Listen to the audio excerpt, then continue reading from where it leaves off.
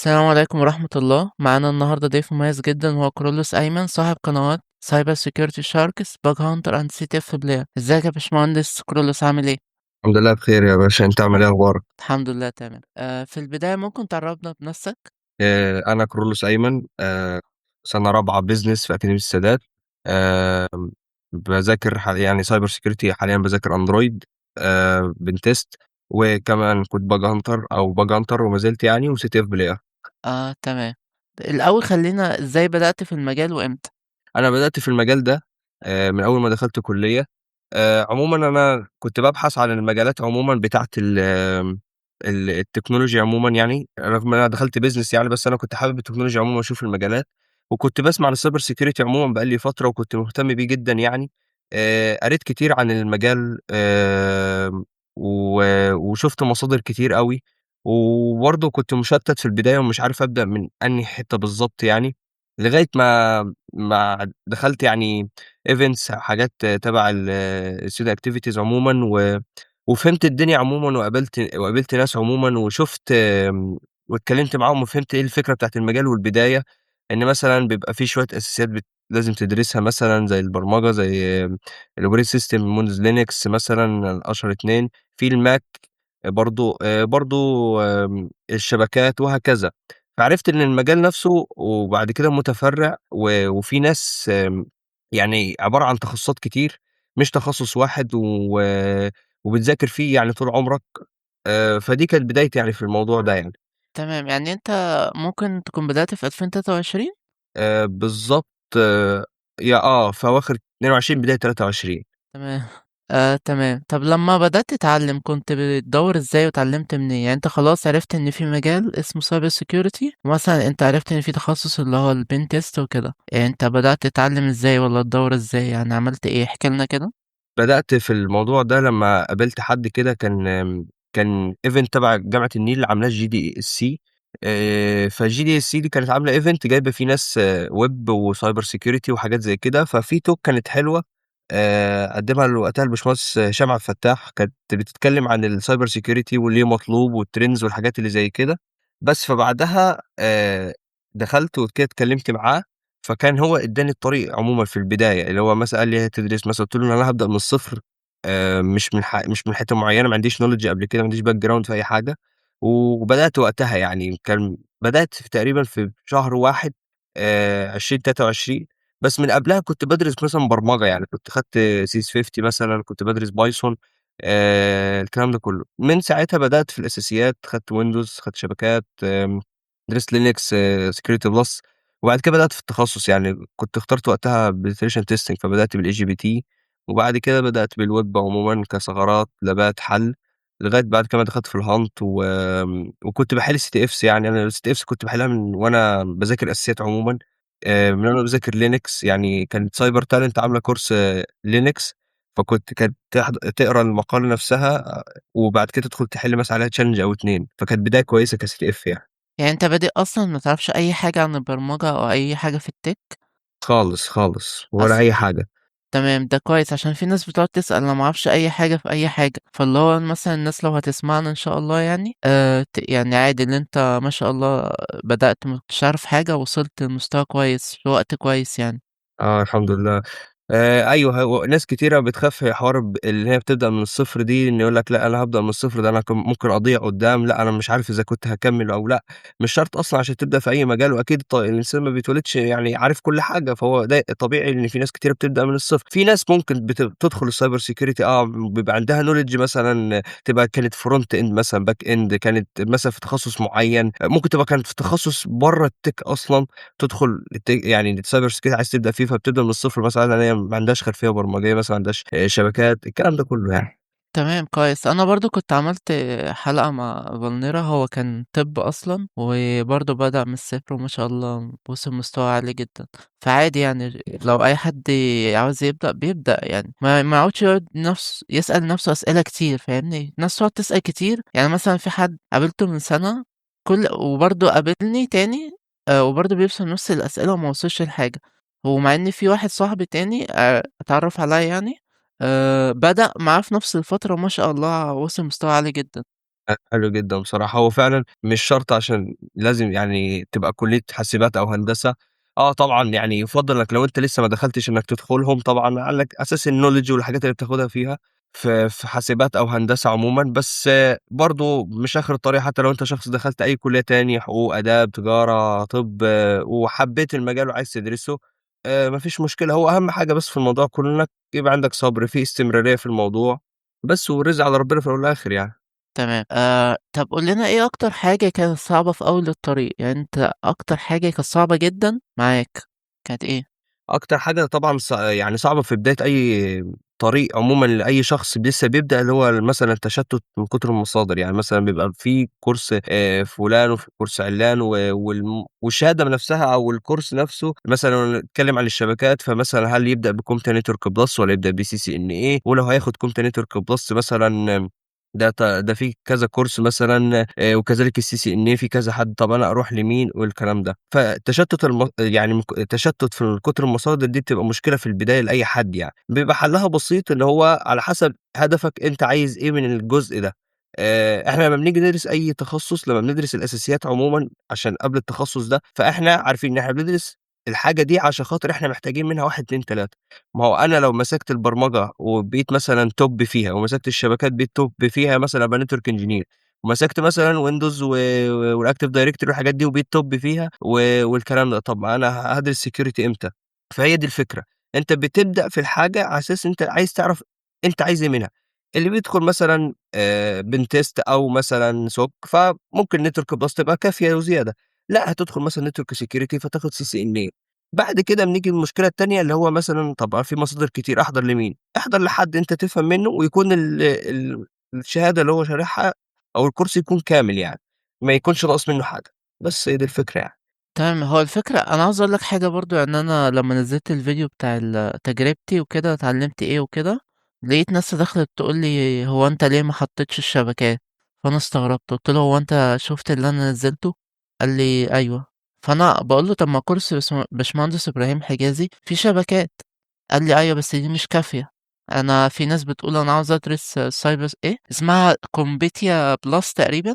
CompTIA Network Plus آه، قال لي دي وقال لي على حاجة تانية مش فاكر دلوقتي إيه هي يعني، فاللي إمم. هو قال لي كل الناس بتحط road map وتقول لي خُد دول، فقُلت له: "لأ عادي، ما أنا ما خدتهمش عادي وصلت لمستوى كويس جدًا."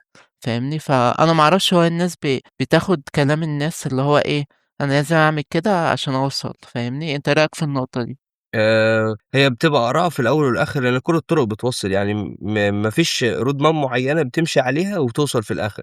هو الفكرة إن الشخص اللي بيبدأ مثلًا ما يكونش مثلًا عارف كورس باشمهندس إبراهيم حجازي أو لسه في البداية، فمش عارف هو أصلًا المفروض يدرس في إيه في الشبكات، فبيروح لحد مثلًا خَد التجربة قبله ويقول له مثلًا يعني أنت مثلًا لمّا تيجي تدرس شبكات، أنت مثلًا لازم تعرف يعني إيه IP address مثلًا MAC address، يعني إيه OSI model، يعني إيه TCP over IP، يعني إيه مثلًا port، يعني إيه protocol، الكلام ده كله. هو الشخص نفسه مش بيبقى عنده الknowledge دي، مش بيبقى عارف المصطلحات دي، فهو مش عارف مثلًا وقف عند كورس مثلًا كتب كورس الشبكات مثلًا على اليوتيوب، فهو مثلًا شايف محتوى قدامه، هو مش عارف هياخد إيه ده في إيه ده كله، هو هل مطلوب منه ده كله والّا لأ؟ فهي دي الفكرة بس.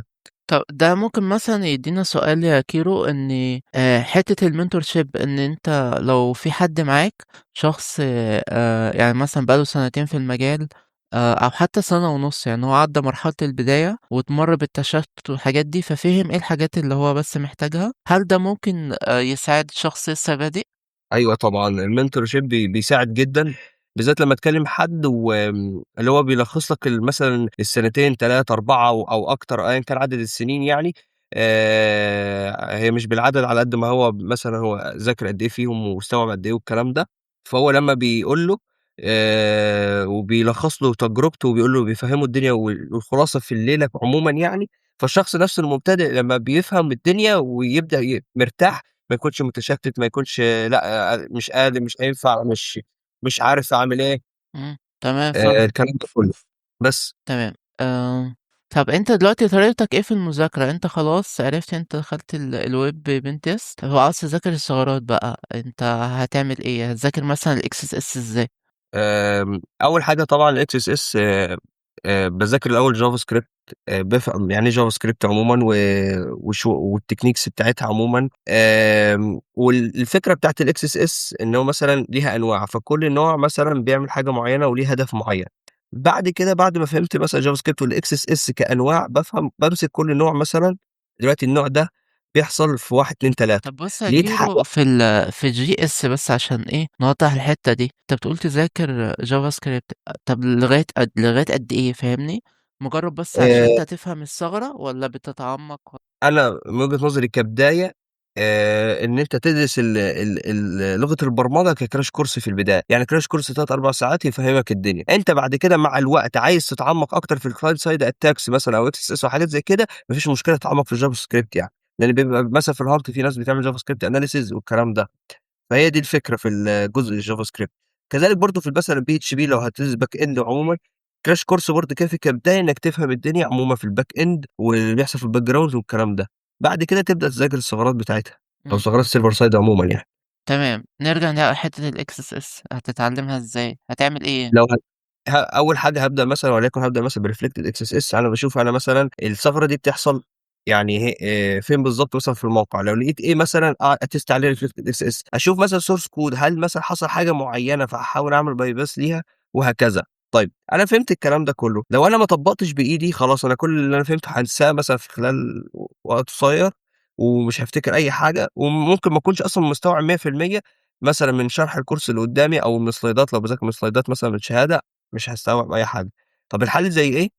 الحل في كده إيه، إنك تروح مثلًا منصة زي بورتسواجر، تبدأ تطبّق أو قبل ما تطبّق تقرا الشرح بتاع بورتسواجر لأن شرحها كويس جدًا بصراحة، وتحل اللابات بتاعة الثغرة دي.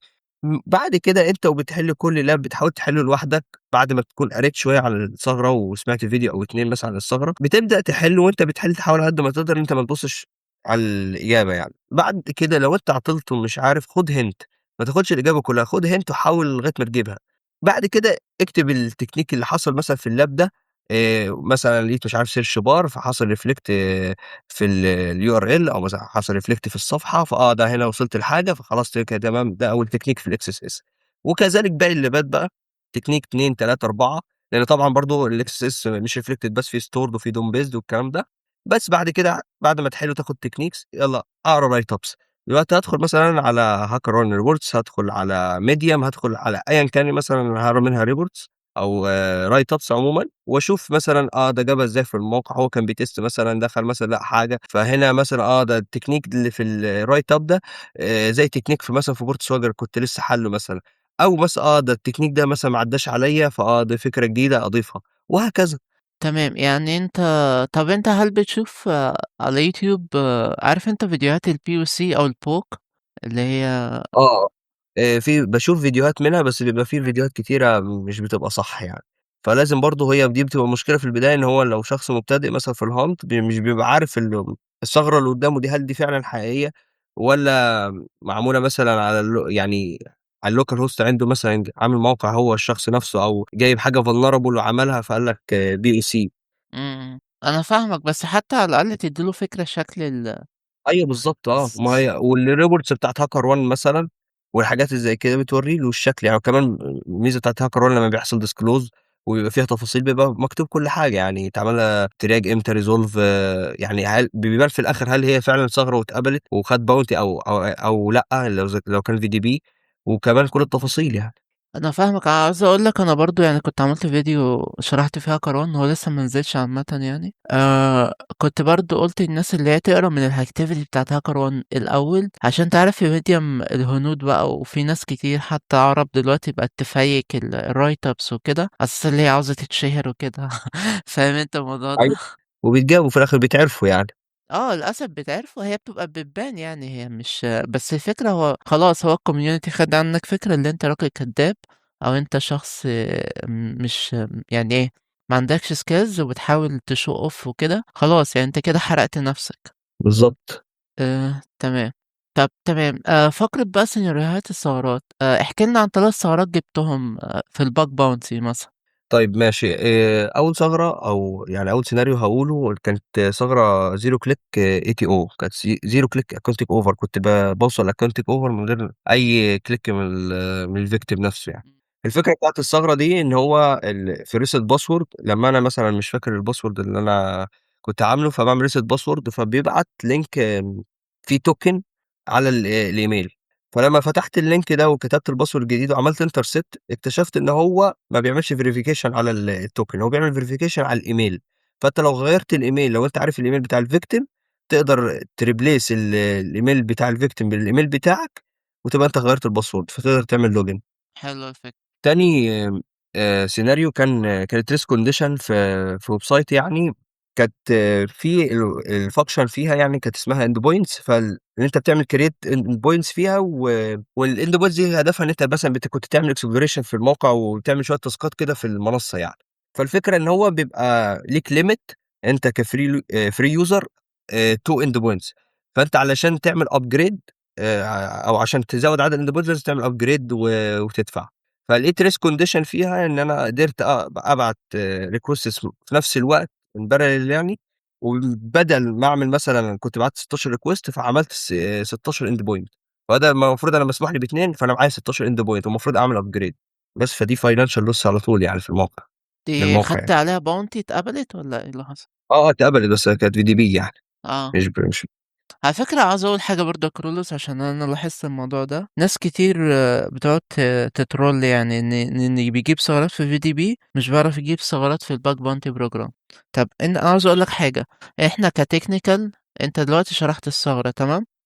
هو مش ممكن تلاقيها في الBug Bounty Program ما هو نفس الويب سايت فاهمني؟ هي حاجة technical يعني مش لازم آخد فلوس عشان أقول أنا جبت ثغرة فاهم؟ أيوه فاهم، هو الفكرة إن مثلًا وليكن في HackerOne هاتكلم عن المنصة دي بالذات يعني. إمم. لو أيًا كان الprogram قدّامك VDB أو BBB فهُم بيتعاملوا تقريبًا نفس المعاملة من المنصة ومن الtriggers والكلام ده كلّه، هو الفكرة بس إن دي بيدّي bounty ودي لأ، بس. يعني مثلًا في منصات تاني ممكن مثلًا لو جِبت B5 مثلًا اللي هي info في مثلًا في VDB فبتطلع مثلًا في لوحة الشرف، لأ ما فيش الكلام ده في HackerOne مثلًا. في قصدك HackerOne على أنت background؟ background بالضبط ففي HackerOne مثلًا ما فيش الكلام ده، أنت لو يعني VDB جِبت بلّغتهم حاجة info بلّغتها مثلًا في BBB عادي هتبلعها في VDB عادي ما فيش مشكلة يعني ما فيش لأ، اللي هو عشان ده VDB ما بيدّيش فلوس فهاقبلها لك لأ، أيوه ما فعلًا بتمشيش كده. الموضوع ده بيحصل كتير. أيوه، فهي دي الفكرة، فهو الفكرة إن مثلًا الشخص مثلًا هو في على حسب هدف كل شخص، ممكن يبقى في شخص عادي مرتاح ماديًا، هو هدفه إنه مثلًا يثبت إن هو بيعرف يجيب ثغرات والكلام ده، فمش فارقة معاه الbounty فبيركّز على الVDB على أساس المنافسة أقل. لأ، في شخص تاني يقول لك لأ، طب ما هو الBBB مثلًا لأ، أنت بدل ما تحرق وقت على الVDB وكده، كده مش هتاخد فلوس لو جبت ثغرة، فخلاص احرق نفس الوقت ده على الBBB، بس بتبقى المنافسة عالية، هي دي الفكرة. هي البداية بتبقى صعبة في الpublic programs يعني مثلًا الzero click ATO اللي أنا جبتها دي آآ كانت في private يعني، فهي دي الفكرة، أنت في ثغرات لو في public مش هتلاقيها، يعني مثلًا نادرًا ما تلاقيها، بتبقى صعبة لأن خلاص بيبقى أغلب الناس عملت test عليها، هي بتبقى الفكرة في البداية اللي زي كده، إنك تجيب البداية بتاع الثغرات اللي تجيب لك private programs بس، فهي دي بس الفكرة يعني. عاوز أقول لك حتّة الprivate مش لازم، أنا عاوز أقول لك لسه واحد صاحبي جاب ثغرة risk condition في شركة كبيرة جدًا، جدًا تمام، مش شركة اللي هي إيه hotel مثلًا، قرّبتها شوية أهو، شركة يعني كبيرة فاهم، أنا حتى واتحسبت high وخَد bounty حلو جدًا، أنا حتى باهزر معاه قُلت له: "إيه ده إزاي سايبين الثغرة دي؟" فاللي هو مش معنى اللي هو public اللي هو ما فيش، لأ ده في حاجات تافهة جدًا بتلاقيها عادي يعني. أيوه دي حقيقة، بالذات اللي هي الشركات اللي بيبقى عندها assets كتير، بس أنا باتكلّم في فكرة إن هو الpublic عشان بيبقى في ناس كتيرة هَمْطِت عليه، فممكن تلاقي على حسب برضه الprogram يعني مثلًا الDoD اللي هي وزارة الدفاع الأمريكية لغاية دلوقتي بتجيب فيها ثغرات عادي يعني، مثلًا في AT&T إمم. الكلام ده كلّه يعني، بس فهي الفكرة في الموضوع كلّه إن هو public program أنت هتلاقي فيه ثغرات عادي ما فيش مشكلة لو هنطيت عليه واديته وقت وفهمته وكمان بالذات يا سلام لو functions جديدة نزلت وأنت بتtest، فfunctions جديدة معناها ما حدش عمل test عليها قبلك، فأنت هتعمل test فممكن تلاقي ثغرات، بس هي دي الفكرة يعني. كمان أصلًا في private أساسًا ألعن من الpublic يعني بيبقى أسوأ منه يعني، يعني إمم. مش شرط إنه عشان private يبقى كويس، لأ برضه. بالضبط، أصلًا ممكن ييجي لك private فيه الtop hunter بتوع HackerOne كلّهم قاعدين جوّه بقى لهم سنتين 3 فاهمني؟ أيوه وكمان ممكن ييجي لك private أصلًا static website ما فيهوش أي functions يعني آه بالضبط. حرفيًا هتعمل تيست فين؟ ما فيش حتى اللي عمل تيست قبل جاب ثغرات، ممكن مثلا عمل كونتنت ديسكفري مثلا، لقى باص كده مسار مثلا في الموقع فيه انفورميشن ديسكلوجر وكام حاجه زي كده بسيطه وخلاص، وما فيش فانكشنز تاني، اصل هتعمل ايه؟ فاهم؟ إمم. وبعدين حتى بس لو 100,000 واحد جوّه في الprogram، وممكن يكون أصلًا 60 منهم جابوا ثغرتين 3 وقال لك خلاص الprogram ده ما فيهوش تاني ومشيوا، فاهم؟ فما عادوش كفاية، فأنت ممكن تقعد مثلًا 3، 4 شهور، لأ هتجيب حاجات هُم ما عرفوش يجيبوها، فاهمني؟ بالضبط، أنت كل ما تفهم الprogram أكتر وتتعامل معاه كuser عادي regular user، مش هاقول لك كbug hunter أو cyber security يعني specialized يعني متخصص في cyber security، لأ أنت لو اتعاملت معاه كuser عادي وفهمته، أنت هتعرف بقى الinput والoutput اللي يطلع لك، وأنت ممكن تلاقي الثغرة فين والجزء ده، ومثلًا الحتة دي ممكن يطلع منها ثغرة معينة والكلام ده كله، بس. تمام. أنت قُلت كده 2 صح والّا 3؟ 2. كان تالت سيناريو كان عبارة عن بorganization، كان website يعني عبارة عن organization، الorganization دي فيها مثلًا إن أنت تقدر تعمل invite لناس عندك في الaccount يعني، أو تعمل create team تعمل add members فيه. فالفكرة إن أنت ما ينفعش أي حد من الteam member اللي أنت هتضيفهم إن هم يعملوا edit للاسم بتاع الorganization من الUI. بس للأسف هو ما كانش في back end validation، فقدرت من الUI بتبقى ممنوع إنك تدوس عليها وإنك تعمل edit، كانت فيها مشكلة يعني في الback end، ما فيش back end validation، فمن الintercept رُحت مغيّر الاسم، لإن كان في parameter إن هو تقدر تغيّر الاسم واتغيّرت يعني، بس فهي دي الفكرة يعني واتقبلت يعني.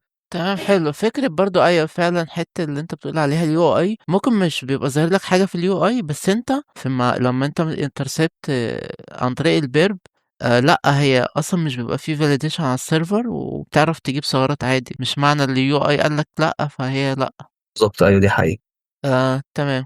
طب إيه الmethodology بتاعتك في الhunting؟ أنت بتhunt إزاي يعني؟ أو بتختار أنا لمّا الprogram إزاي مثلًا؟ أنا باختار الprogram اللي أقدر أفهمه، يعني الprogram اللي يبقى مثلًا الfunctions بتاعته عادية وكويسة، تقدر أنت تفهمها كuser زي ما قُلت. فمثلًا أنا مثلًا بادخل على المواقع، مثلًا جه لي مثلًا private program أو أيًا كان، عايز أدخل أhunt على website معيّن، بادخل أبُص عليه بصّة سريعة، ده تمام مثلًا فهمت وكبداية والكلام ده، هابدأ أhunt عليه. باركّز أوي على ثغرات الserver side بصراحة، أكتر من client side، باركّز مثلًا على access control، باركّز عن الbusiness logic عمومًا بقى، risk condition، الAPI testing، الكلام ده. مثلًا بادخل دلوقتي مثلًا باعمل account، بافهم الموقع عمومًا، واشوف الfunctions اللي جوّه بعد ما عملت account، وإيه الحاجات اللي مسموح بيها وإيه الحاجات اللي مش مسموح بيها. باجرّب الforget password، باشوف مثلًا إن أنا أغيّر password من جوّه الaccount. بافهم الflow بتاعة الموقع ماشية إزاي. بعد ما أفهم الدنيا خلاص، أنا هابدأ أركّز في function مثلًا، هابدأ في reset password، أحاول أtest فيها، مثلًا ده هنا OTP، طب مثلًا OTP مثلًا في check list مثلًا، الOTP مثلًا هل هو 4 digit والّا 6 digit، طب هل في rate limit إن أنا أعمل brute force، طب هل مثلًا في limit للOTP، يعني مثلًا بعد دقيقتين، 3، 5، 6، 10 مثلًا ينتهي، 10 دقايق، ربع ساعة، الكلام ده، وهكذا. بابدأ مثلًا خلاص، عملت test هنا، هنا، هنا، خلاص. مثلًا في check list قدّامي مثلًا إن أنت لمّا تعمل reset password يبعت لك link مثلًا، طب ما هو ما بيبعتش link، هو بيبعت OTP، فمثلًا أكيد مش هاجرّب حاجة زي كده مش متاحة في الموقع اللي قدّامي، الfunction نفسها أو الطريقة نفسها، لإن كل مثلًا ما كل المواقع فيها forget password أو reset password ده، بس مش كل المواقع شغالة بنفس الflow، حسب الموقع نفسه، حسب الbusiness بتاعه، حسب الdevelopers اللي عملوه، فهو كل function بيبقى ليها شكل معيّن، بس وهكذا يعني. يعني أنت مش recon guy، إيه؟ أنت مش recon guy يعني مش بتعمل recon. كنت في الأول باعمل recon بصراحة، بس اللي هو أنا مثلًا باطبع subdomains، آمم، ومثلًا باشوف الlive فيهم واشوف كل واحد بيدّي إيه وهكذا، ممكن أعمل code discovery، وحصلت معايا وجِبت فعلًا منها bounce قبل كده. كانت مرّة وصلت لملف كده كان فيه database files وحاجات زي كده، كان information disclosure كانت high، بس خدت double click عليها، كانت فرق ساعة. وهكذا برضه كانت get information disclosure غيرها، برضه كانت من الrecon discovery، بس ده كان في البداية، مؤخرًا كنت باركّز أكتر على الحاجات اللي زي كده. برضه في مرّة يعني جِبت subdomatic over، بس طبعًا ما بلّغتهاش، أو يعني خدت info عليها بصراحة، لإن هو عنده حق إن أنا ما عملتش claim على الsubdomain نفسه. GitHub عمل حركة دلوقتي إن هو لو لقيت مثلًا subdomain أو حاجة تبعهم ما تقدرش تعمل لها claim بصراحة، لو موقع بيستخدم GitHub يعني. فالفكرة إن الثغرة دي من سنتين 3 كانت بتتقبل يعني، فدلوقتي ما بقتش تتقبل لان خلاص جيت هاب دلوقتي قفلت الحوار ده خالص، وانت كاتاكر ما تقدرش تعمل كليم. فخلاص حاجه زي كده مش هتتقبل تاني. كانت بتتقبل زمان، يعني ممكن شخص يلاقي نفس السيناريو مثلا في ريبورت من 4 سنين، بس يجي دلوقتي يلاقي نفس السيناريو قدامه، لا هتاخد انفو لانك ما عرفتش تعمل كليم. على فكرة ولازم الموضوع ده كتير يا كيرو، ان انت كان في ثغرات بتتقبل حتى من سنة دلوقتي مش بتتقبل. بالضبط يعني مثلًا في برضه الثغرة بتاعة الWordPress اللي هو الREST API، كان الجزء بتاعه اللي هو الuser enumeration، اللي هو مثلًا بتوصل للusers بتاعة الWordPress من خلال الAPI، فكانت بتتقبل في ريبورتات تاني. طب دلوقتي ليه ما بقتش تتقبل ده هي اصلا مثلًا؟ كانت يقول لك بتدفع عليها باونتي، شفت ريبورت كان مدفوع له باونتي من اربع آه. سنين أيوه بالضبط، فليه مثلًا ما بتتقبلش دلوقتي؟ WordPress خلاص أنت دلوقتي معاك أسماء الusers، بس أنت مش هتقدر تعمل أي حاجة بيهم، لأنك أنت حتى لو قدرت توصل مثلًا للWordPress admin مثلًا اللي هي صفحة الadmin login وأنت معاك الuser name، بس مش هتقدر تعمل brute force، هتاخد block يعني، فما بقتش سهلة يعني، وكمان لو password قوي complex فخلاص. يعني انت الميثودولوجي بتاعتك اللي انت بتفهم الفلو بتاع الموقع وبتست كل فانكشن وبتشوف بتعمل ايه او كده، صح؟ بالضبط تمام. طب انت ازاي بتحافظ على الاستمرارية في الهانتنج؟ يعني انت بتهانت قد ايه ساعات، قد ايه، وهل بتهانت فترات كبيرة ولا بتعمل ايه؟ أنا خدت فترة كبيرة باhunt. أنا حاليًا يعني تركيزي أكتر في الCTFs يعني، في الفترة الأخيرة باركّز أكتر على الCTFs وAndroid pen test والكلام ده. لمّا كنت باhunt يعني كنت باخد وقت كبير فعلًا، كنت ممكن بتمشي على حسب اليوم بصراحة برضه. في أيام كنت باخد فيها مثلًا ساعتين 3، في أيام كنت باخد فيها 12 ساعة، فيها 7، 8 ساعات، بتختلف من يوم ليوم يعني. كمان الhunt مُتعب بصراحة، وفي مشكلة كبيرة بتحصل إن الشخص ممكن يهانت فينسى إنه يكمّل مذاكرة ثغرات تاني، ممكن ما يقراش write ups فيقعد اللي هو طول اليوم مركّز في الwebsite اللي قدّامه إنه يفهمه ويحاول يجيب فيه ثغرات. كمان برضه في مشكلة بتحصل اللي هي الburn out اللي بتيجي للناس من خلال الهانت بسبب لو خد فترة ما بيجيبش ثغرات والكلام ده. أنا نفسي بدايتي لمّا بدأت أصلًا أهانت كانت في باهانت على الXSS وSQL injection. أنا نفسي ما كنتش فاهم إزاي بادخل على الwebsite، يعني دخلت على الwebsite أنا مش عارف أعمل إيه، مش يعني طَب أنا لقيت search bar مثلًا رُحت حاطط فيه كود يعني، أو حاطط فيه مثلًا كود JavaScript عشان أشوف XSS، بس ما فهمتش أكمّل إيه. بتبقى صعبة البداية حتى لو أنت عندك الknowledge والكلام ده، بس أنت برضه تدخل على الموقع إزاي تعمل test. فهنا بتيجي دور مثلًا live bug hunting، إن أنت تشوف مثلًا live bug hunting على اليوتيوب مثلًا، وتفهم الناس نفسها بتدخل تعمل إيه يعني في الموقع. أساسًا خدت فترة في الحوار ده ما كمّلتش شهر أو أقل بكتير مثلًا، قُلت خلاص أنا مش هاقدر أكمّل بصراحة في الhunt دلوقتي، أنا هافضل أذاكر وأطبّق أكتر وأحاول أفهم الحاجات دي وأرجع أhunt. غِبت كذا شهر وبعد كده رجعت تاني، جِبت ثغرة duplicate. بعد كده مع الوقت جِبت أول bounty ليّا كانت ثواني بس، بُص دي في أسئلة كده أنت كده هتحرق لنا الأسئلة. قُل، قُل. ماشي تمام. يعني أنت في الbug hunting أنت بتhunt عدد ساعات حسب يومك وحسب أنت فاضي والّا لأ، صح كده؟ بالضبط تمام. بقى السؤال التاني اللي أنت كنت هتجاوبه بعد قد إيه جبت أول bounty؟ آآ بعد ما رجعت كان بعدها ب6 شهور. أول bounty أخدتها بالضبط كانت في شهر 1 2025، من سنة. معقولة! أو كام؟ 2024 والّا 23؟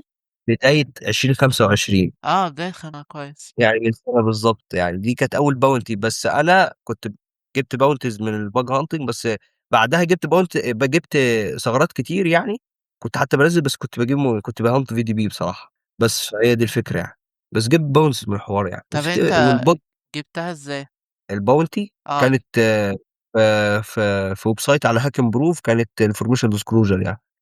فاكر السيناريو والّا؟ السيناريو أنا مش فاكر كانت إيه الend point بالضبط، بس أنا فاكر إن أنا كنت الprogram كان لسه نازل، فدخلت نطيت عليه، فكنت باشوف مثلًا بافهم الprogram بسرعة كده، وبعد كده رُحت ماسك domain أو subdomain منه، عملت عليه code discovery فلقيت باص كده وخدت عليها bounty يعني. أنت عملتها بإيه؟ الDice search والّا بإيه؟ أقدر search دي جامدة أوي بصراحة. بالdefault word list آه بتاعتها؟ الdefault بتاعها بالضبط، أنا عاوز ما أقول فيش لك أي حاجة. يا كيرو، في حد لسه بادئ المجال يعني من كام شهر، وعمل إيه بقى، راح عمل دار search على موقع على subdomain لقى end point أو لقى file أو حاجة زي كده، كانت بتليك حاجات internal وكده. بلغها، خد bounty مرعبة كبيرة جدا. يعني لما اتحكى لي الموقف ده أنا استغربت، قلت إيه ده؟ فاللي هو الموضوع رزق بحت، ممكن تكون لسه بادئ سبحان الله كده تيجي معاك صدفة حاجة تاخد bounty جامدة جدا. فاهم؟ أيوه بالضبط. هو في الأول والآخر الbug hunting عمومًا بعيد عن الtechnical وكده، فهو في منافسة مرعبة، وفي حاجات عوامل تانية، فبيحصل ساعات نصب كتير وبنشوف يعني. وفي الأول والآخر برضه هي رزق من ربنا يعني، هو رزق من ربنا إن أنت مثلًا خلاص أنت بتعمل اللي عليك بتhunt، ربنا رايد إن أنت تاخد حاجة هتاخد عادي. في pentesters كتير في سوق العمل ما بيعرفوش يهانتوا، ما جابوش قبل كده أي ثغرة في bug hunting، مم. فعادي يعني مش آخر الدنيا يعني. هنيجي للنقطة دي تاني، ماشي. طب انت ساعتها بقى احساسك كان ايه لما مسكت بقى الدولارات؟ يعني حسيت ان تعبك ما راحش على الفاضي وكده؟ حسّيت اللي هو عارف الإحساس اللي هو الفرحة من جوّه، اللي هو أنت بتتعب بقى لك فترة، فلمّا تجيب فلوس من حاجة أنت بتحبها ولمّا تجيب برضه ثغرة وتجيب bounty وحاجات زي كده، تقول ده أنا كده برضه اللي هو يدّيك دافع حتى للاستمرارية في المجال، يقول لك خلاص ده المجال فعلًا أنا ما تعبتش على الفاضي، ما الموضوع حلو بصراحة ويشجّعك تكمّل أصلًا، فاهم الفكرة؟ مم. بس فهو لأ بجد كان وقت يعني، طب يعني أي انت حد جرّب هو بقى فاهم يعني. بأمانة، ما انا عارف، ما انا جربت. بعد ما خدت الباند حسيت ان انت عاوز تقعد 24 ساعة على اللاب. بالضبط، 24 ساعة أذاكر وأهنط وأحاول أجيب ثغرات أكتر وأنا مش عايز أقول لك إن أول bounty خدتها كنت في الfinal أصلًا، اه. يعني كنت شغال final والمفروض باذاكر للfinal، بس جه وقت كده خلاص خلّصت اللي هو ما مش مزاجي أذاكر، قُلت هادخل أهنط شوية، سبحان الله بجد يعني، ضربت فاهم، هي بتبقى أرزاق يعني، يعني ممكن مثلًا كنت مثلًا أدخل لأ ده أقول أنا final مش هاهنط ما كنتش خدتها بس هي أرزاق فعلًا الحمد لله يعني. الحمد لله. طب ماشي، ازاي تكمل من غير ما تحرق نفسك؟ يعني الفكرة في المجال بتاعنا عاوز استمرارية، بس الفكرة انت لو دوست بنزين جامد هتحرق نفسك وهتتعطل وهتقعد كتير اصلا بيرن اوت وكده. بُص، في حاجة زي كده لمّا مثلًا بتخلّص مثلًا امتحانات أو أيًا كان مثلًا أنت لو طالب يعني، لمّا ترجع ادّي نَفْسك كام يوم راحة، يعني يومين 3، بالذات أنت كنت بتذاكر أكيد cyber security قبل الامتحانات، دخلت في الامتحانات بترجع بعد كده ما ترجعش على طول، ليه؟ لإنّك أنت بتبقى تعبان من جو الامتحانات، من الcyber security نَفْسه من قبلها، فحاول ريّح لك يومين 3 افصل فيهم خالص عن اللاب، ممكن مثلًا يوم عايز مثلًا تعمل حاجة وعشان مثلًا ما توقفش نفسك، ممكن تسمع مثلًا بودكاست مثلًا لباشمهندس مثلًا أيًا كان مثلًا، ممكن تسمع مثلًا فيديوهات نصايح مثلًا في المجال عمومًا، الحاجات اللي زي كده اللي هي مش هتاخد من دماغك كتير، يعني بتستفاد وما بتاخدش من دماغك كمذاكرة قصدي وtechnical وكده.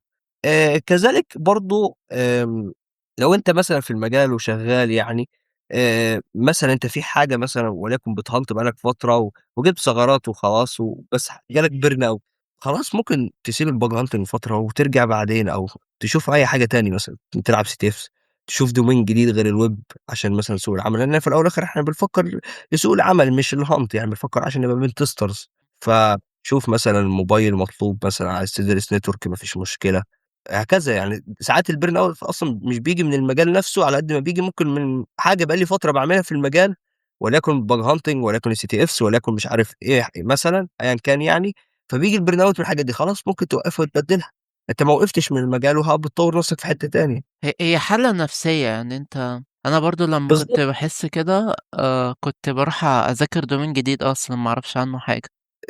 هي بتختلف فعلًا من شخصية لشخصية، كل شخص وبرضه على حسب ظروف الشخص نفْسه يعني، يعني الشخص مثلًا لأ، في أشخاص يقول لك لأ، أنا مثلًا عايز أوصل لحتّة معيّنة عشان أدخل في حاجة معيّنة، ده غير بس حوار التشتيت مثلًا لو أنا بادرس ويب طَب أنا أقف لغاية إمتى في الويب عشان أدخل مثلًا domain جديد مم. وهكذا، بس فهي بتبقى الفكرة في الشخصية برضه في الأول والآخر يعني.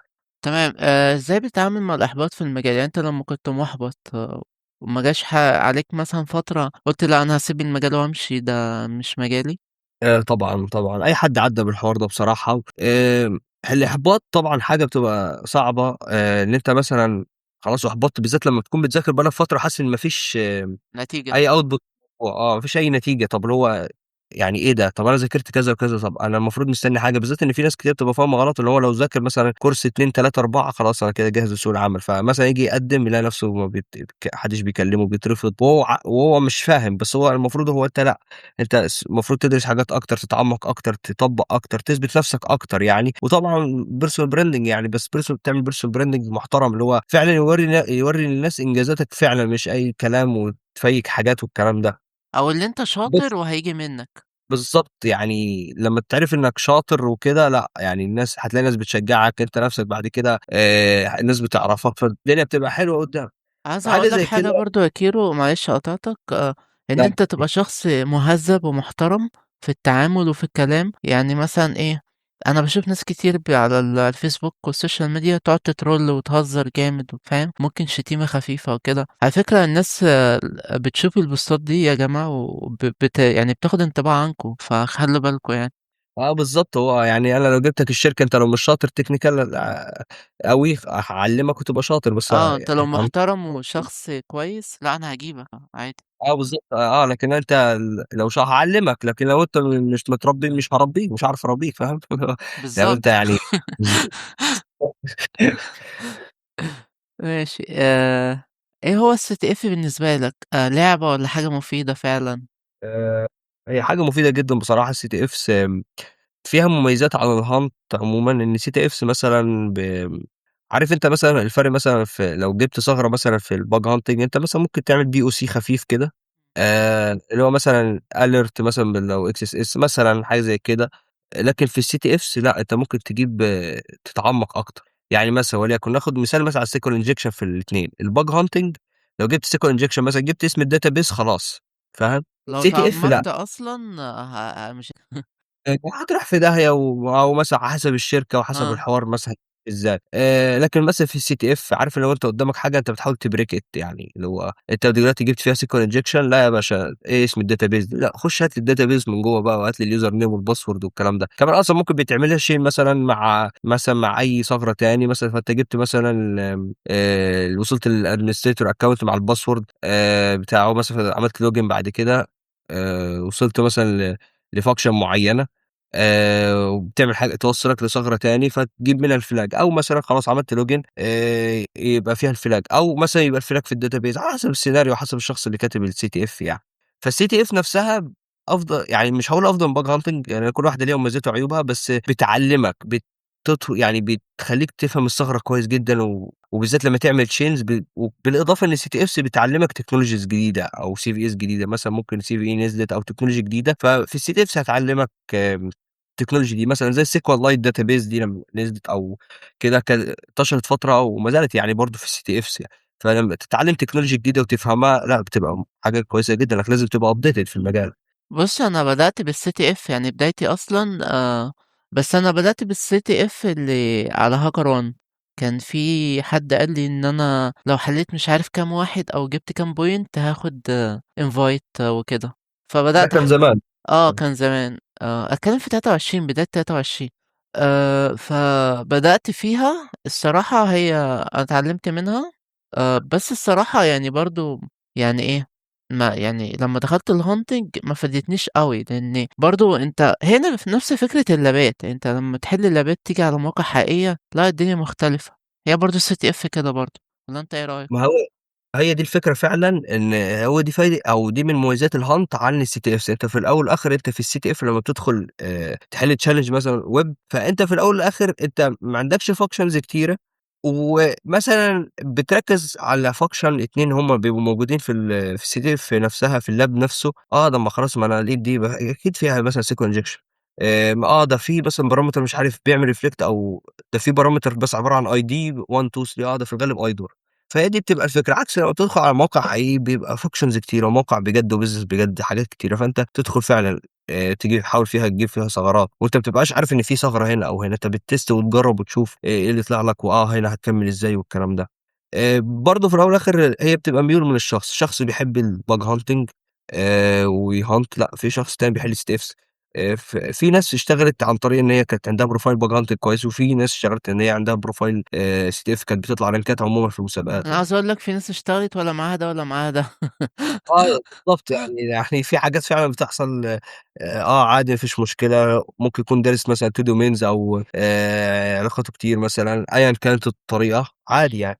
عاوز أقول بس لك والله يعني شُفت حد يعني سبحان الله يعني أنا يعني حصل لي ذُهلال كده اللي هو إيه، يعني شخص مش هو على المستوى الشخصي كويس، بس هو technical هو كان معاه web بس ومش معاه أندرويد أصلًا واسمه إيه ده، وسبحان الله اشتغل، وناس أنا آه. أعرفها شاطرة جدًا ومعاها 3 و4 domains ومش شغالة. هي فعلًا في الأول والآخر هي أرزاق، تاني حاجة فعلًا في وظايف بس بتبقى نادرًا ما بتحصل بصراحة، إن هو بيطلب أيوه، ده web مش pentest. العادي يعني عشان الناس تسمعنا ده مش العادي يعني. ده مش العادي، هو في وظايف بتنزل كل فترة ممكن يبقى طالب web pentester عادي. كانت في وظيفة بجد، بجد نزلت من فترة في شركة، حرفيًا أنت لو دارس الأساسيات مثلًا والIGBT اللي هي بتدّيك أساسيات pentest، إمم. أنت تشتغل في الوظيفة دي. يعني أنت بالنسبة لهم ممكن لو أنت واحد web وأندرويد أو واحد web وموبايل أو web مثلًا ومتعمق والكلام ده، ممكن تبقى الوظيفة دي مش هاقول لك over qualified، بس أنت لأ، أنت هتجيب الوظيفة دي وِش فاهم؟ ده هُم أصلًا يقول لأ. لك إحنا مش محتاجينك، أنت متخيّل؟ ممكن فكانت وظيفة لأ، هو حرفيًا عايز واحد فاهم يعني إيه asset pentest، مش حاجة معيّنة. فهي بتبقى أرزاق في الأول والآخر على حسب الوظيفة نفسها، بس ال الشائع أو المطلوب حاليًا عشان تشتغل ويب وموبايل، والموبايل أندرويد وiOS.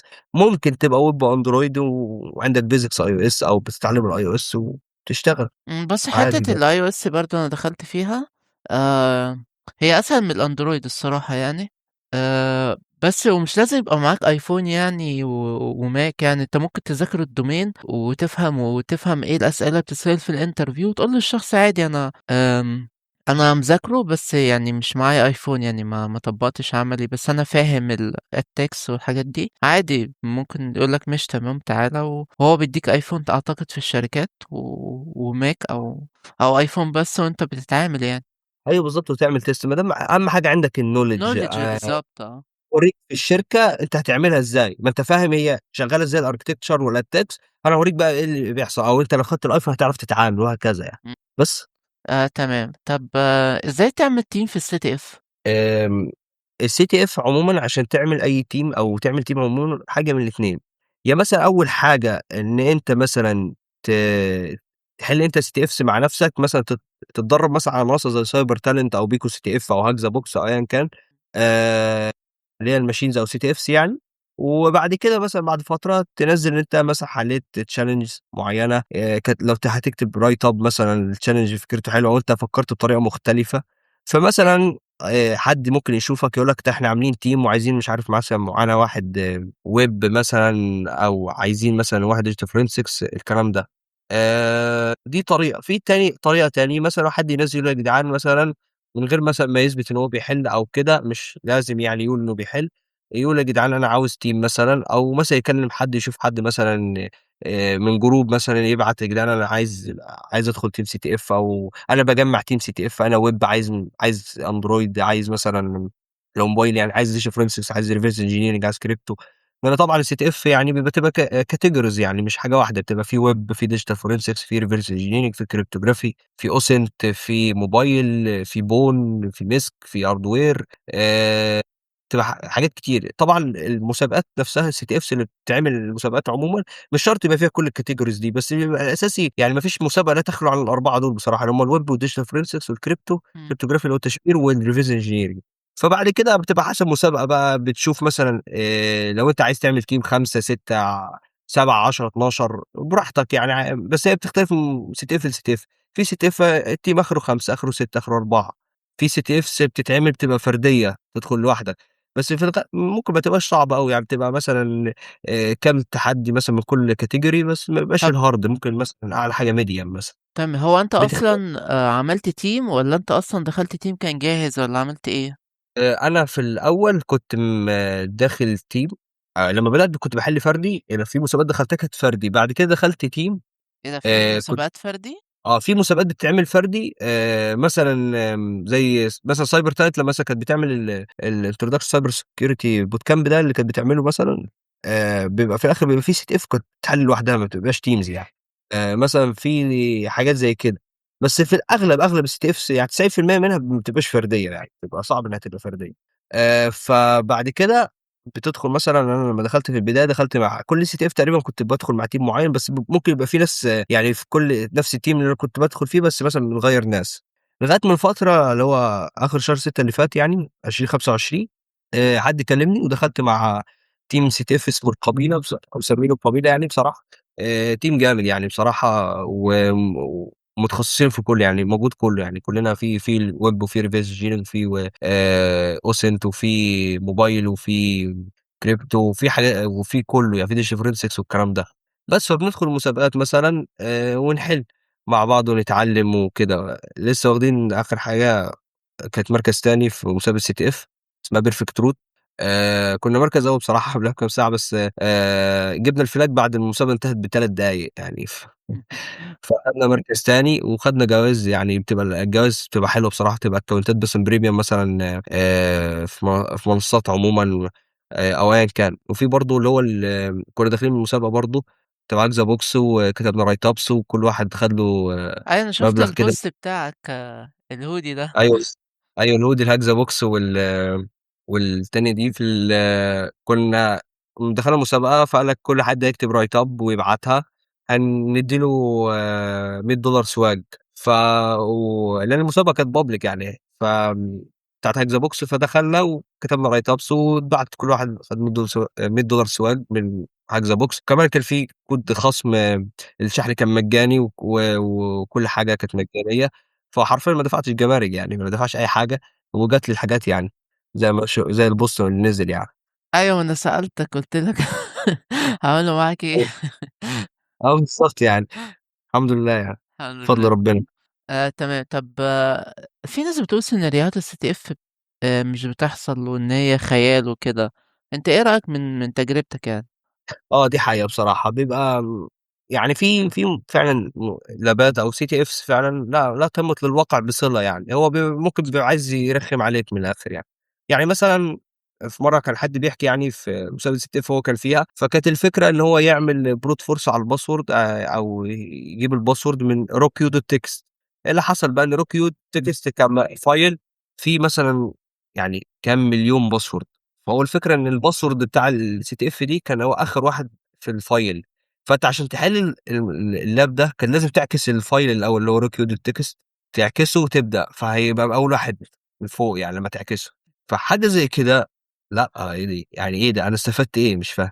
هو مثلًا CTF عشان يشوف مين مثلًا هيستذكى، هيستنصح، هيشوف مثلًا دماغ الناس، بس حاجة زي كده يعني لمّا تعرف فكرتها لأ، أنا ما استفدتش حاجة وممكن تتضايق عايز يقول لك إيه دي CTFs مش real world scenario خلاص أنا هاسيبها ومش هادخل ومش هاحل تاني CTFs والكلام ده، بس لأ. بس لكن في لأ، في لعبات تانية تعلّمك ثغرات عمومًا يعني مثلًا SSTI والّا RCE إزاي تجيب RCE مش عارف من file upload بُص وحاجات يا حاجات كيرو أنا باحب هاكذا بوكس في الحتّة دي، إن أنا بابقى يعني أنا ما أعرفش الصراحة، بس بابقى متخيّل هاكذا بوكس دي بتعمل حاجات واقعية بالذات في حتّة الCVE هو صح والّا؟ أيوه بالضبط، هاكذا بوكس فيها أغلبها أو كلّها تقريبًا واقعية فعلًا، وبتعلّمك يعني هي جديدة شوية هاكذا بوكس بصراحة يعني كشخص مبتدئ في الCTFs عمومًا، لمّا بيدخل يحل على هاكذا بوكس بتبقى صعبة، يعني لو بدأ ويدخل مسابقات CTFs ويحل على Cyber Talent وBook CTF لأن برضه في الأواخر المنصتين دول ممتازين بس فيهم حاجات من سنين، إمم. فممكن حاجات خلاص ما بقتش تيجي في حاليًا. فهو لازم يدخل مسابقات ويشوف التحديات نفسها ويقرا write ups كتير في الCTFs عشان يفهم مثلًا الأُسر اللي هو حَط اللي عمل الchallenge ده فكّر إزاي أو عمل إيه بالضبط. وكل lab أو كل حاجة لو هي rare world بيعلّمك حاجة معيّنة، يعلّمك TVE يعلّمك تكنولوجيا جديدة، يعلّمك تعمل chain لثغرات مع بعض، إمم. يعلّمك فكرة معيّنة، الكلام ده. تمام. طب أنت هل شايف إن الشركات بيهمها إنّك تكون CTF player والّا لأ عادي مش فارقة؟ في ناس اللي طلعت رانكات أول وتاني، تالت في مسابقات مثلًا، لأ اشتغلوا في شركات بسبب الCTFs. فهو أهم حاجة أنت لمّا تقدّم في شركة يعني خلّيك مميز. هل مثلًا مميز من ناحية الbug hunting مميز من ناحية الCTFs، خلّيك مميز عمومًا من ناحية مثلًا لا bug hunting ولا CTFs مثلًا، بس مثلًا في الweb أنت ذاكر advanced attacks مثلًا، مذاكر advanced attacks لأ، فاهم web كويس، بيذاكر ثغرات ما حدش يعرفها، مذاكر domains غير الweb مثلًا يعني في domain مثلًا زي الcloud مثلًا domain مهم، بس هو أي نعم ما لوش شغل أوي في مصر حاليًا، لسه الطلب عليه مش كتير، إمم. بس ده لمّا هيدخل وهيتطلب عليه لأ، فهتبقى فرصة مثلًا إنك تذاكر cloud، تختلف من شخص لشخص برضه. فأنا شايف لأ، مش شرط يعني CTF ممكن Valorant ممكن حاجات زي كده، بس لو أنت مميز في الCTFs وبتجيب رانكات خلاص ليه لأ؟ بُص يا كيرو، عاوز أقول لك حاجة، عاوز أقول لك برضه يعني هو الشغل دلوقتي في مصر ما بقاش بالCV، بقى بالعلاقات أكتر، فاهمني؟ يعني أنا حتى أنت الCV بتاعك جامد وما تعرفش حد، ما أنت هتخش الinterview إزاي؟ معاك في النقطة دي ما انكرش بصراحة، بس في شركات أو ممكن مش ممكن يبقوا نسبة قليلة أو متوسطة، ما عنديش فكرة بالضبط يعني، إمم. بس تلاقيهم ممكن يفلتروا السيفيهات، وفي حاجات بتحصل دلوقتي مثلًا communities بتتعمل مثلًا والكلام ده، إن هو يحاول يوصّل للناس اللي ما عندهاش علاقات، يعني إن هي ما عندهاش أي recommendation توصل، بس صدّقني في ناس ممكن ترشّحك وهي ما تعرفكش مثلًا عادي، لو شافت مثلًا أنت بتنشر وبتعمل personal branding كويس جدًا، بتنشر فعلًا إنك جِبت ثغرات أو رانكات في الCTFs ممكن تلاقي نفْسك حد بيكلمك ودي حصلت معايا مرّتين بصراحة، إمم. يقول لك أنا عايزك في وظيفة مثلًا أو الكلام ده، فبتحصل عادي ما فيش مشكلة يعني، بالنسبة اللي أنا قُلت الحوار إن في ناس كلمتني مرّتين ده، أنا هو عمل لي recommendation بس عشان طالب ما رُحتش يعني، إمم. بس عشان ما حدش يفتكر حاجة تانية. لأ عادي، في شركات بتقبل طلبة وفي لأ، هي في الاتنين عادي. في بالضبط، بس هو على حسب بقى لو حسب يعني بتختلف من شخص لشخص وحسب الكلية والكلام ده، أنا كليتي ما أقدرش إن أنا أشتغل جنبها، آآ مش سهلة شديدة، غياب 4 مرات على المادة بتشيلها، ما بتدخلش final فلأ، أنا بادئني باذاكر باكمّل ولغاية ما أتخرّج ونشوف الدنيا يعني إن شاء الله خير يعني. إن شاء الله خير. تمام. طب إيه أكتر وقت مناسب تلعب فيه CTF؟ أنت في البداية مثلًا بدأت وكده، بس أنت مش عارف إمتى أنا ممكن ألعب CTF. آآ، يعني مثلًا أنت بدأت تلعب CTFs وعلى حسب مثلًا أنت لو بتلعب مثلًا الcategory وليكن web مثلًا، فأنت بتلعب web بدأت مثلًا أنت تفهم دنيا CTFs إيه الأفكار، بتاخد آآ، تكتب techniques معيّنة مثلًا لقيت حاجة فبتدوّر لقيت function معيّنة في الغالب دي هتبقى كذا أو كذا، بتحاول تtest وتشوف الفكرة بتاعتها وتحاول توصل، عطلت بيبقى في write ups وفي فيديوهات تحضر وتفهم الفكرة والشخص اللي قدّامك حلّها إزاي، لو write up أو فيديو بيشرح بالضبط يقول لك أنا عملت كذا، فلقيت كذا، فوصلت لكذا. بعد كده بعد الحل كتير مثلًا تاخد لك فترة بتحل مثلًا عشان تشوف نَفْسك ادخل CTF إمم. جمّع team وادخل CTF ما لقيتش team مثلًا في البداية أو ما فيش، خلاص ادخل لوحدك عادي، ادخل team لوحدك، أنت كده في الأول مش بتبُص على الrank مش بتبُص إنك عايز تتعلم وتفهم الدنيا عمومًا. دخلت ابدأ بقى في الCTF مثلًا، أنت وليكن بتحل ويب وداخل في team لوحدك، ادخل بُص على التحديات، هتلاقي مثلًا متقسمين مثلًا easy medium hard، ابدأ بالeasy وحاول تحل، حليته كويس، كويس جدًا، حاول في الmedium ما عرفتش ما فيش مشكلة، الhard ما عرفتش برضه ما فيش مشكلة، مش آخر الدنيا، الCTF دي خلصت بينزل بعدها write ups مثلًا للويب، اقرا بقى، شوف أنت مثلًا عطلت في إيه، طب هل الحتة دي كنت عندك knowledge بيها أصلًا والّا لأ؟ وبتجمّع أفكار. في الأول والآخر الCTFs بصراحة أنت بتجمّع أفكار والخبرة في الحل مع الوقت هو ده اللي بيخلّيك بعد كده تطلع رانكات مثلًا مع team قوي طبعًا في كل category إمم. والكلام ده، وبتطلع يعني وتاخد رانكات بس. لو في استمرارية وفي إنّك بتاخد techniques وبتفهم وتحل كتير. طب إيه المسابقات اللي الناس تخشها أو معروفة في مصر مثلًا؟ في مصر في اللي هو Xerox Love لسه خلصانة، في الكلية الفنية دي العسكرية تبع غازي صح؟ بالضبط. بيعملها كل آآ قد إيه طيب؟ بيعملها كل سنة، هي بتتعمل كل سنة بتبقى في شهر 12 أو 1 في CTF بتاع Arab Security Conference اللي هو بيبقى في الevent ده اللي هو شهر 9 في الكلية الفنية العسكرية مش متذكر بصراحة بتبقى شهر كام، كده أنا متابع الصفحات دي وأي حاجة زي كده باروح منزّلها على قناة Cyber Security Sharks يعني عمومًا، ولو في أي CTF بانزّلها يعني مصرية، إمم. وكده في CTF Time موقع ctftime.org الموقع ده بيجيب لك كل الCTF اللي اتلعبت وهتتلعب لسه، وأي CTF مثلًا معروفة لو يعني اتحط على ctftime.org هتعرف ميعادها، هتلاقي CTFs كتيرة بتتعمل كل يوم وكل شوية يعني، فممكن أنت تدخل نَفْسك تشارك أنت في CTFs دي، هتبقى أجنبية يعني تبع حد يعني اللي عامل لينها مثلًا حد من الهند، من أمريكا، من أي حتّة مش هتفرق، فبتدخل تتعلّم بقى، تحِل كتير، تدخل CTFs. يعني perfect root اللي إحنا خدنا فيها مركز تاني دي كُنّا جايبينها من ctftime.org يعني، بس، فهو الموقع ده بيجيب كل حاجة تخُص الCTFs بس. أنا مرّة برضه شُفت حد كان مشيّر موقع جميل جدًا، كان بيجيب لك write-ups مثلًا أنت عاوز تدوّر على XSS تكتب XSS يجيب لك write-ups كتير جدًا عنها، كان جميل آه، جدًا. أيوه كان في حاجات أيوه فعلًا في حاجات زي كده كتير وفي repos على GitHub مثلًا بيبقى فيها collection write ups مثلًا في CTFs مثلًا CTF معيّنة أو منصة زي cyber talent بيجيبوا CTF حاجات زي كده يعني. أهم حاجة أنت في الCTF نفس الفكرة وأنت بتحل أي lab ما هي lab في الأول والآخر، أنت تحاول تجيب آخرك فيه. أنت مثلًا دخلت وكمان على فكرة في حاجات بتحصل في الCTF أنت بتعرف منها الحل، يعني أنت لو ممكن اسم الchallenge يبقى فيه الحل. إمم. في مرّة مثلًا كنت باحل لاب CTF يعني كان اسم الchallenge اسمه where are the robots فwhere are the robots فأنت لو يعني اللي هو مجرّد يعني نُص دقيقة تركيز أو ثانية تركيز حرفيًا robots يبقى طَب ما قصده على نفكّرش ليه في الfile robots robots robot.txt. بالضبط والflag كان فيه يعني. فهو أي نعم حاجة زي كده مش هتلاقيها دلوقتي، بس أنا باقول إن أنت لأ، في حاجات ممكن تجيبها من اسم الchallenge نفسه أو من الdescription نفسه، يعني ممكن تبقى أنت قاعد تلِف في الCTF والكلام ده ودخلت أنت على طول على من غير ما تقرا الchallenge name أو الdescription وعمّال بتلِف جوّه وهو أساسًا الحل معاك بس أنت مش شايفه مش عادي، أنا عاوز أقول لك فاهم؟ الfile robot.txt ده في ناس كتير جابت منه ثغرات في الbug bounty، إن آه، الdevelopers بيبقوا حاطين فيه حاجات أعتقد الGoogle engine والحاجات دي مش بتجيبها، ف واسمه إيه ده، أنت بتلاقي endpoint وحاجات بتقدر تaccess بيها حاجات sensitive وكده. بالضبط أيوه، دي حقيقة فعلًا، فهي دي الفكرة ممكن حاجة زي كده ممكن تبقى real world scenarios اتعلمت robots text حِس أنت ممكن في الhunt لمّا تعملها أو في الpen test عمومًا ممكن توصل لحاجات منها عادي مسارات مثلًا مش إمم. شايفها، تلاقي في comment معيّن يوديك لحاجة فبتحصل يعني.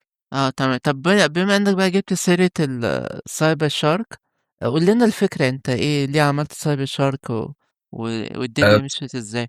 بصراحة كانت أنا معايا شريكي يوهنا الصفّط في القنوات يعني، فبدايتنا إن إحنا كنا عايزين نعمل حاجة زي كده community نتكلّم فيه عن الcyber security ونشوف حاجة زي كده، إن إحنا ما لقيناش الحوار ده في البداية يعني. فبعد كده بدأنا الحوار بصراحة بجروب واتس يعني، قُلت له: "لأ بصراحة أنا شايف إن الواتس أو فكرة الواتس اللي إحنا عمومًا شُفناها مش أحسن حاجة، يعني التليجرام كإنّك تعمل channel فيه عمومًا كانت مميزاته جامدة أوي بصراحة." وكده مش هيبقى ليك limit لمّا تعمل قناة على التليجرام يعني، عكس الواتس مثلًا 1024 عضو بالضبط، ولو عملت community برضه هتعمل فيها جروبات، فنفس الكلام. إمم. ووقتها ما كانش لسه اتعملت حوار الchannels بتاعة الواتس دي، القنوات الواتس، فبرضه الواتس نفسه حتى لمّا اتعملت برضه مميزاتها مش زي التليجرام. فبدأنا نعملها ونتكلم فيها عن المصطلحات، مثلًا ننزّل فيها شوية حاجات زي كده. آآ بعد كده قُلنا مع الوقت عملت القناة التانية، قُلت طب أنا ليه مثلًا ما أروحش أنزّل البداية بتاعة الأساسيات بالمصادر بتاعتها بدل ما الشخص يبقى مشتت، وكمان حطيت له المصادر إنه يذاكر من مصدر معين، واحد مثلًا من مصدرين 3 ده البوست وكمان حطيت اللي له عندك على الفيس صح؟ البوست المثبت بالضبط على الaccount. فقُلت ليه الشخص مثلًا لمّا يدخل يعني مثلًا ما يلاقيش مثلًا حاجة تساعده في البداية لغاية ما يفهم الدنيا، وهو بعد كده هيبحث وهيعرف يدوّر والكلام ده. فبعد كده حتى كمان كنت باحط له مثلًا أسماء المنصات اللي يطبّق عليها زي TryHackMe مثلًا، زي HackTheBox زي Let's Defend Cyber Defenders مثلًا، على حسب بقى تخصصه أو ده فيما بعد في التخصص ممكن كبداية مش شرط يعني، ممكن TryHackMe كبداية كويس يعني. أنا عاوز أقول لك فبعدها أنا بقى كنت حليت على try hack me في الأول خالص. أنا أيوه، هو تقريبًا أي حد أنا بانصحه ابدأ try hack me يعني سلس وبسيط وكويس يعني تقدر بُص، تحل فيه كتير. بعد هو كده try للأمانة شرحه مبسّط، يعني أنا أي حد لسه بادئ هيبقى لذيذ معاه يعني. هيبقى لذيذ عشان كده ما بارجحش مثلًا ممكن أوي hack the box في البداية، لأن hack the box شديدة بصراحة في الشرح بتاعها يعني. ده حقيقي فعلًا. بس فبعد كده بعد ما عملنا قُلت هابدأ مثلًا هنحط مثلًا الكورسات الأساسيات في البداية كورس 2، 3 مش عارف إيه الأساسيات اللي أنت محتاج تدرسها، طبعًا قبل حتى الأساسيات ما تدرسها حاطط اللينك الفيديو بتاع الباشمهندس محمد جمال اللي هو فيديو 7 ساعات ونُص بيشرح فيه التخصصات، حاطط فيه مقالة أو إمم. مقالتين يعني، حتى أنت كشخص قبل ما تدخل تبدأ في الresearch على طول تدخل، لأ، ادخل يا حبيبي افهم المجال الأول وافهم التخصصات وافهم ما يمكن المجال ده ما يكونش مثلًا اهتماماتك أو أنت مش عايزه أو كنت فاهمه غلط، لإن طبعًا في ناس كتيرة طبعًا اللي هم بينشروا المجال تهكير و واللي هو hacker accountك والcrash والحاجات الغريبة دي. فبعد كده بدأنا إن إحنا خلاص بدأنا برضه مع الوقت بعد ما حطينا مصادر والكلام ده، خلاص نبدأ ننشر برضه في internship كويسة تنزل، مش كل الinternships بننزّلها. مثلًا بتاعة الهنود والباكستينيين دول اللي لا، هم لأ، دول بتدخل أنت بيلمّوا سيفيهات دول. دول بيلمّوا سيفيهات وكمان في الآخر الinternship بيدّيك تاسكات تعملها، اللي هو يعني بيشغّلك ببلاش يعني. فبعد كده الوظايف ننزّل وظايف، ننزّل مثلًا events يالّا يا جدعان نتجمّع في event معيّن نتعرّف على ناس والناس تتعرّف علينا إمم. ونبقى community عمومًا والحاجات اللي زي كده. أنا مش عارف بعد ك حظي وِحِش معاك ليه، نزلت إيفنتين positive hack وحاجة تاني ما قابلتكش أنا برضه. شُفتك آخر مرّة، لأ شُفتك آخر مرّة في event الكايرو IST أيوه، ما ده كان تالت مرّة بقى. أيوه بالضبط فاهم، فإن شاء الله نتقابل الفترة الجاية أكتر، بس. فبعد كده بعد بانزّل event مثلًا، أنزّل لو في CTF مثلًا هتتلعب، مثلًا كورس مجانًا مثلًا نزل لفترة، كورس كويس عمومًا ينزل، حاجات زي كده يعني. طبعًا القناة الأولى إحنا مخصصينها للinternships والوظايف والمنح والنصايح والحاجات اللي زي كده، والقناة التانية technical بحت، يعني تلاقي كورس مثلًا معيّن، شرح حاجة معيّنة، مصادر حاجات معيّنة، الكلام ده كلّه يعني. بُص، أنا لاحظت هو أنتم عندكم قناة رئيسية تمام، وقناة فيها chat صح؟ ما القناة الرئيسية فيها chat، أنا رابط الchat بالقناة نفسها الرئيسية اللي هي cyber آه، security تمام. وفي حاجة بس تبع bug bounty تقريبًا صح والّا أنا في برضه group bug bounty hunters كنت عملته لمّا بدايتي في الhunt حطيت فيه resources حلوة هتفيد أي bug hunter عمومًا في البداية وحاجات زي كده. آآ وعملت لها pin يعني هتلاقيها في الرسايل المثبتة في الجروب نفسه. أي أنت bug hunter مثلًا عايز resources لحاجة معينة، ثغرات، جمّعت مثلًا بوستات كتير، جمّعت حاجات من GitHub حاجات لأ كويسة شُفتها كانت ممتازة بصراحة، فقُلت ليه ما أجمّعهاش في جروب وبرضه لو حد عنده أي سؤال مثلًا سيناريو معيّن هل يكمّل لأ يُقف، لأ حاجة زي كده ما لهاش لازمة إنه يضيّع وقت فيها، الكلام ده. في برضه الجروب التاني اللي هو cyber security chat ده اللي هو جروب ده بنتكلّم فيه عمومًا في المجال cyber security حد عايز يبدأ مثلًا بنبعت له، مثلًا حد عنده سؤال في المجال، في سوق العمل، طَب إيه الأفضل أدرس مثلًا pentest والّا SOC الأسئلة اللي هي زي كده طبعًا ما فيش يعني المجال أفضل من مجال كل واحد ليه اللي عايزه، بيسألوا أسئلة وبنحاول نرُد يعني كلّنا بنساعد يعني. أنا عاوز أسألك برضه على حاجة، أنا ملاحظ ما شاء الله يعني أنا أصلًا أنا باقعد على LinkedIn كتير فمتابع الوظايف، فأنا ومتابعكم برضك، فبالاحظ إن أنتم أصلًا أول ما وظيفة بتنزل بعدها بدقيقتين 3 بالاقيها عندكم، فأنا مستغرب هو في إيه، هم بيبقوا قاعدين على طول والّا بيعملوا إيه؟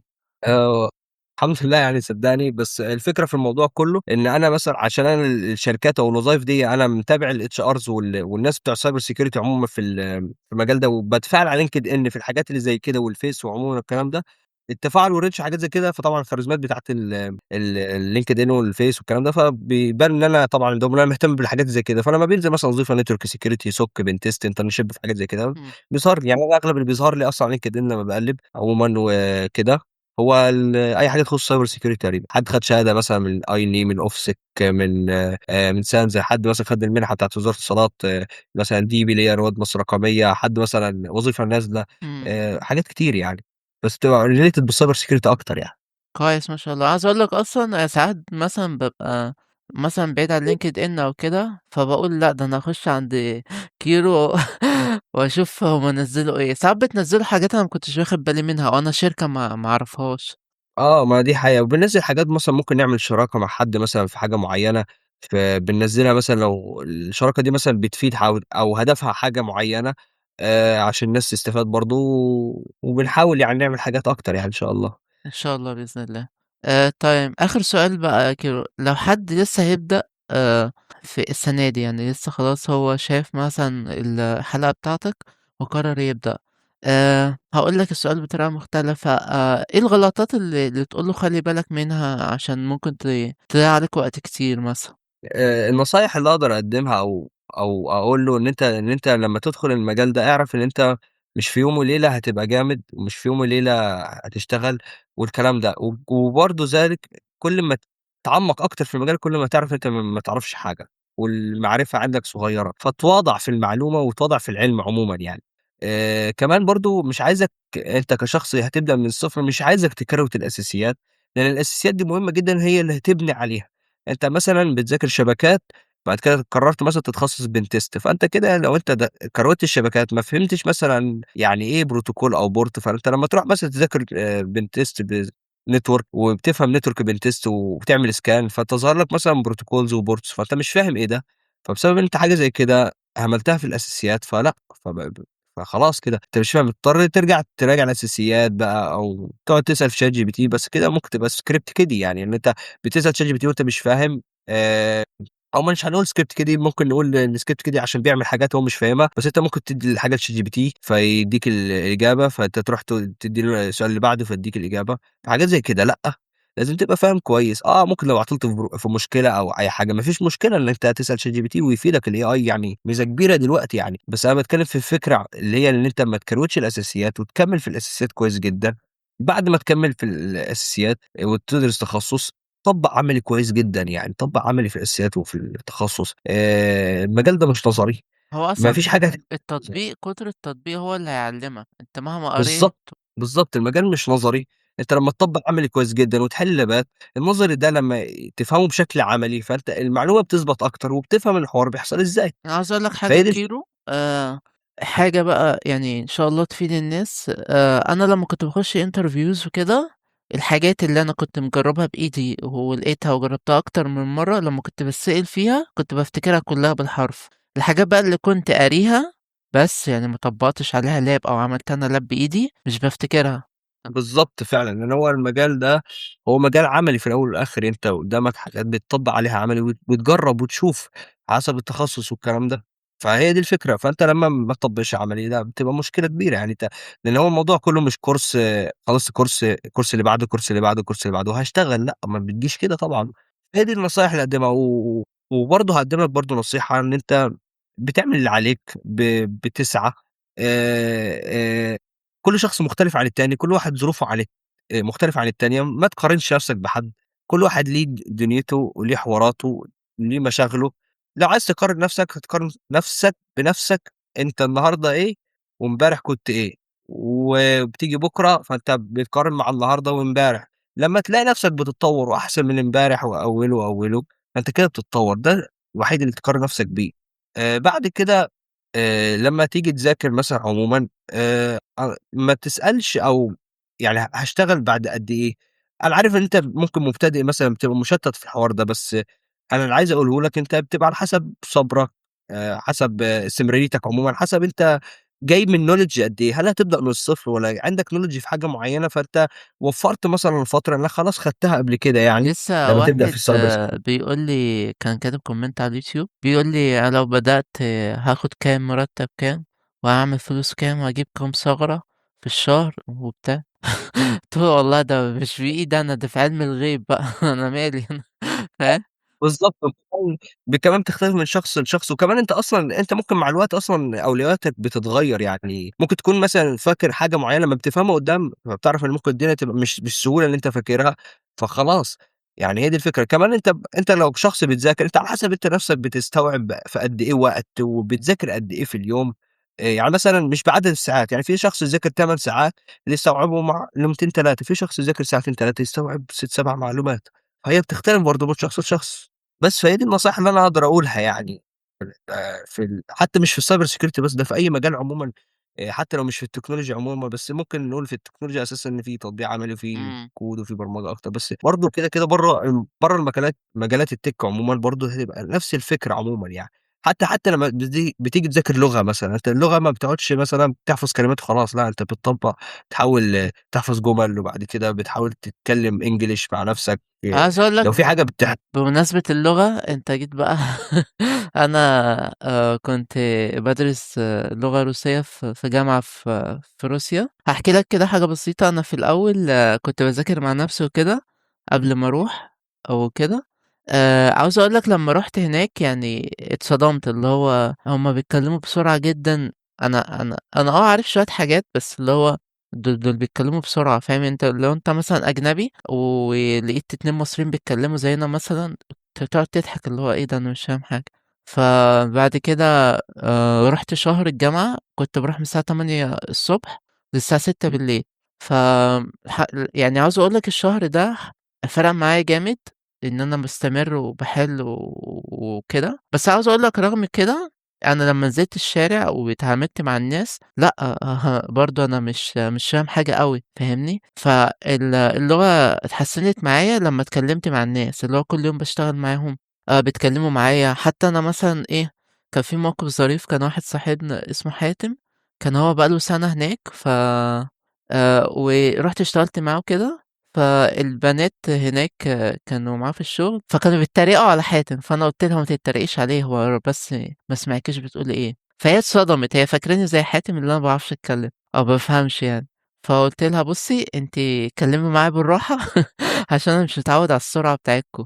فاهمني؟ فخلاص فهمِت إن أحمد نتكلم معاه بالراحة هيفهم، تقعد تقول لي إيه: "اتفهم حاتم بقى." وبتاع. عاوز أقول لك بعد شهر بالضبط أنا الحمد لله بقى مستوايا مرعب يعني، فكنت فاهم كل حاجة تقريبًا. أيوه بالضبط، فهي دي الفكرة، ما فيش ممارسة خلاص يعني هتضيع الفكرة يعني، وكمان بالإضافة أصلًا لو لازم يكون معاك لغة ويُفضّل ال2 والكلام ده، على أساس ممكن تيجي لك فرصة فيما بعد لمّا تشتغل ممكن برّه أو تشتغل مع team أجنبي، إمم. فممكن تضيّع فرصة في حاجة زي كده يعني. بس وحتى أنت كبداية أصلًا في المجال عمومًا والمجال كنفسه cyber security لو مش هنتكلم مثلًا أنت هتشتغل عادي في شركة مصرية أو مع عرب أو أيًا كان، لو الإنجليش بتاعك متوسط خلاص ما فيش مشكلة، هو الفكرة بس عشان المصادر بتقل، المصادر العربي بتقل مع الوقت، يعني أنت مع الوقت من ناحية إن أنت مثلًا بتدرس أساسيات بعد كده تخصص، كل ما تتعمق أكتر كل ما تلاقي المصادر العربي أقل. بس هاقول لك حاجة للأمانة برضه يا كيرو، أنا الصراحة يعني بابتدي بالمصادر الEnglish لإن هي مرتبة ومنظمة وحاجة كده جميلة، عكس العربي الصراحة باتوه فيه. فهي بتبقى ميول برضه من شخص لشخص، بس هو للأسف يعني أو مش للأسف هو أي شخص مبتدئ بيبقى الإنجليش بالنسبة له في الغالب مش بيبقى أحسن حاجة، فهو وكمان بيبدأ لسه في أساسيات، فهو عايز يفهم شخص قدامه بيتكلم عربي عشان يفهم أكتر ويستوعب أسرع يعني. أنا معاك بس فعلًا، أنا مش باقول كده عشان أنا مولود في حواري ليفربول وكده، لأ أنا عادي، أنا باذاكر عربي برضك، بس اللي هو إيه، أنا بس أنا مش في البداية، فاهمني؟ فهو الفكرة أيوه، أيوه فاهمك ما هي دي الفكرة، هي بتختلف من شخص لشخص، أنا مثلًا المصادر الإنجليش عندي تمام، باذاكر مصادر إنجليش أصلًا، تقريبًا الأندرويد بنتست أصلًا كل مصادره بس إنجليش. أنت بأمانة و يعني رأيك إيه، هل فعلًا منظمة أكتر من العربي؟ آآ ممكن تبقى منظمة على حسب الشخص يعني اللي عامل الcourse نفسه، بس هو عشان مصادر English كتير والمجالات نفسها English فهو طبيعي الEnglish هيبقى في حاجات كتير وفي مصادر أكتر وممكن تبقى منظمة، بس هو العربي برضه في الأساسيات وبداية أي تخصص بيبقى لأ برضه مش وحش يعني، بس هو في الغالب برضه حتى في بداية أي تخصص ممكن برضه تلاقي نفسك بتذاكر بالEnglish عادي لو بتذاكر شهادات معينة والكلام ده. بس عادي يعني دلوقتي ممكن تترجم كده في مصطلحات cyber security تعرفها مع الوقت، بتترجم مثلًا لو فيها جملة ما فهمتهاش، وأهو بتحاول يعني أهم حاجة إنك تحاول. عارف هجوم نقل الثغرات؟ اللي هو الكليك جاكي. لو آه. جيت تترجم الكليك لأ، جاكي.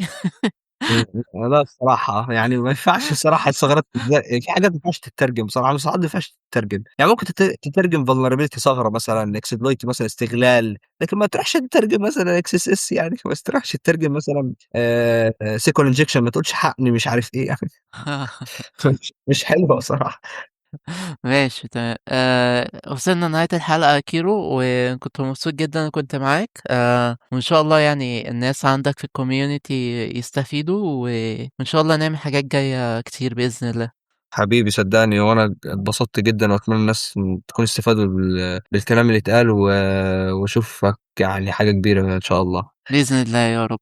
آآ الله يخليك. يالّا مع السلامة. سلام. السلام عليكم ورحمة الله.